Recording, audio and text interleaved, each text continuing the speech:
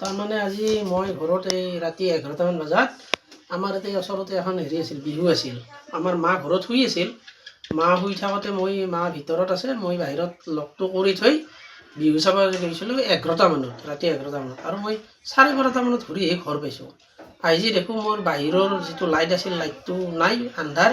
তাৰপাছত দেখিলোঁ মই যে ঘৰত যিটো লক কৰি থৈছিলোঁ, লকটো ভাঙা।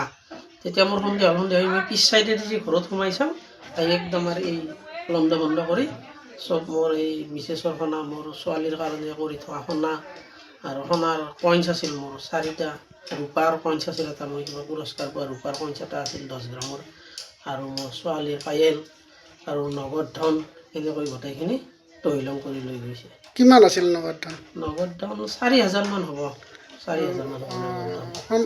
সোণ গহনাৰ মূল্য কিমান হ'ব পাৰে? সোণ গহনা গোটাই মিলি আনুমানিক 4 লাখ মান টকাৰ হ'ব। গোটাই কমটো 4 লাখ মান টকাৰ হ'ব। মোৰ ছোৱালীৰ মিছেছৰ মিলি মোৰ আঙুঠি আছিল, হাতৰ আঙুঠি আছিল, ৰূপাই মিলি গোটেই 4 লাখ মান হ'ব।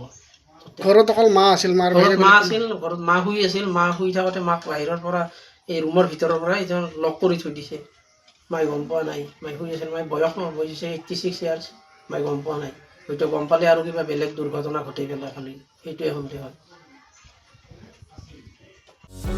যিকোনো খবৰৰ বাবে যোগাযোগ কৰক আমাৰ এই নম্বৰত 9181 307 221।